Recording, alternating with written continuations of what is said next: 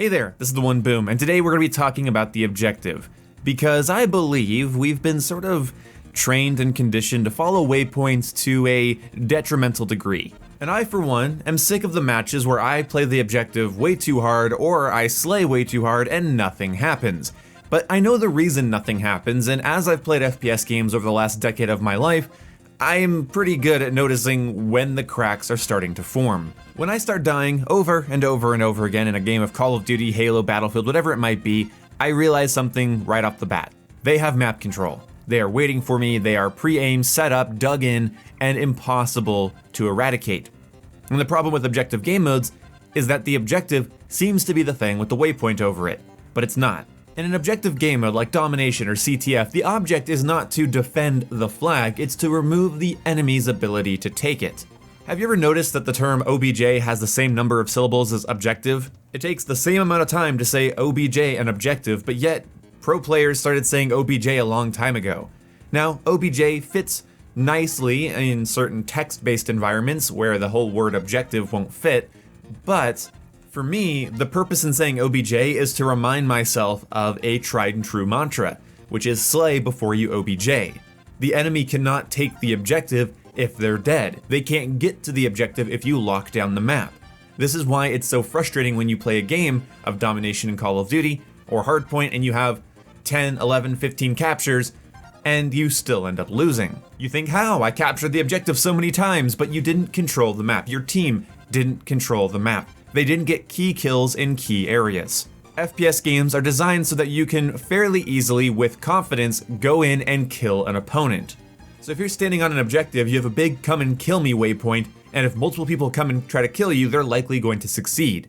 It's not unheard of to die on an objective. In fact, most people are willing to die to take an objective. It's really sad to fall into the trap of running to an objective over and over and over again, blindly trying to capture the objective and change the little waypoint from red to green. It's not hard to push an objective, kill people that are on it, and then take it for yourself. It's not hard to prone on a B flag and take it. That's not the hard part. The hard part is figuring out where are the overwatch points. What overlooks the B flag? What cutoffs can I make? What choke points can I lock down? And how can I do all of this without flipping the spawns and creating more and more chaos for my team? This is why your teammates always seem to suck, because nobody's thinking in terms of the entire map being the objective. In fact, I'm willing to bet most people when they're playing a game they're comfortable with aren't actively thinking of anything at all. So how do you break the cycle? You could put a fork in an outlet, because I basically just established that getting a bunch of captures and score isn't the same as being a good objective player. Now let's put you in a nightmare scenario. You are playing with a team of people that are just letting you down entirely. The enemy team controls the map, they control the objectives, and all you can do is cap it and lose it, half cap it and die. You can't get the domination flag. You can't pull the enemy team's flag. You can't hold the oddball. You can't sit in the hard point. You can't control the patrol point. You can't take it. And your teammates are no help. So let's focus on the one thing we can actually control: yourself. Now, in some matches, this is going to outright fail. The nature of FPS games is that sometimes you just get bamboozled and bad luck takes you down.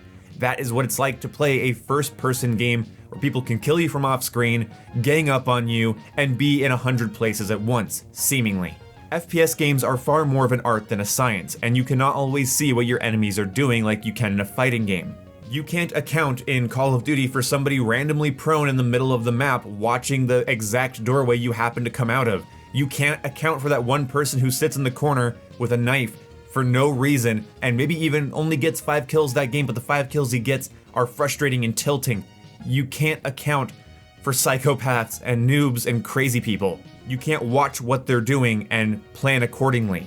There's an element of confusion and luck. There's a fog of war where everything just sort of goes blurry, and you have to then take a deep breath and focus on fundamentals. You have to clear sectors.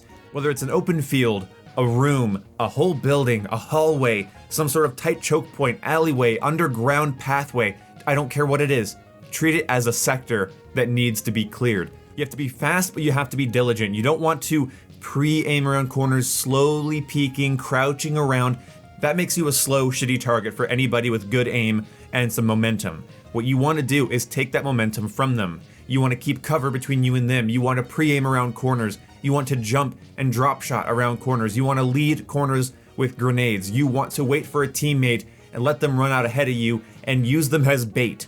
Once you've moved through the sectors of the map, let's say you start, on a very simple 3-lane map, you go down the right lane and you're just going to try to clear it out as best you can. Focus on every potential gunfight as if it is the only thing that matters. Your objective is not B. Let them take B, let them accumulate points. What you're going to do is cause mayhem on their side. What you're going to do is get a flank that takes them out of power positions, that clears rooms. And in this scenario, unfortunately, you are playing with randoms that you can't coordinate with. In a game where you can coordinate with people, you can get some initial positioning that's sturdy and fortified, then request help and order people to move up and help you out where you need it. But with randoms, you're likely still going to lose, but you're not going to feel out of control. You're not going to feel as if the game doesn't matter. Let's say I'm leaving this building right here because the hardpoint is now moved into this apartment complex. Okay, let's go, right? We gotta get to the apartment complex, but what about all of this? What about all of that? What if instead I went wide? What if I checked here and checked here? Now, is it possible that somebody is literally laying right here? Yeah, but in every FPS game, there's a potential for a player to be prone or crouched or up on top of some weird little ledge you didn't see. But the more you check, the less likely you are to be surprised. What you want to do is focus on the map, focus on the sectors. That's a sector, that's a sector. This whole building's a sector. This alleyway here is a sector. You want to clear them out. You want to pretend the gunfights in those areas are more important than the objective. Because without those gunfights, and without, more importantly, winning those gunfights, you do not have an objective. You do not have time to get to an objective. You'll be too busy respawning and dying and respawning and dying and respawning and dying. The objective is not some special place where you're meant to survive. If you were to camp in a room and keep getting kills, eventually you're going to get ratted out. You're not likely going to be able to control a room or a building or a rooftop or an alleyway an entire game. This is how it works on a B flag or any sort of objective. You're not just going to sit there in a predictable location with 100% efficiency at taking out opponents. It's not going to happen. What a good team needs is initiative and speed, for sure, to take the objective and to hold it, but also to control the map. This is why you fail at objective game modes. So many people are playing the map, utilizing head glitches and Overwatch points to hold down the map, not the waypoint. You're chasing the waypoint and dying for it. But a smart player sees the room overlooking the B flag as more important than the B flag, because you can't have one without the other. Everything is a multi-step process. And all you can do as a solo player is clear your sectors and focus on winning gunfights. Focus on your fundamentals. Get some kill streaks, get some momentum, grab power weapons, grab some map control. And maybe that will give your team the opening they need to push in. It'll give them that opening to take the objective and gain a little bit of control themselves. Maybe you can be the one to do that if you focus on your fundamentals, keeping your gun at chest level, keeping cover between you and potential enemy positions, and treating every gunfight like it's just as important as the objective itself. Because I'm here to tell you, it absolutely is. One last thing here at the end of this video, I understand how easy it is to go into autopilot, but if you're able to snap out of autopilot and actively think of your next move, you're gonna find so much more success than aimlessly running around, getting tilted, getting frustrated, and just hoping everything falls into place. I'm not saying don't get angry, don't get frustrated, I'm saying channel it into something productive if you can at all costs. But of course, there's gonna be bad games, bad days, bad play sessions. What are you gonna do? I'll see you when I see you guys. Goodbye.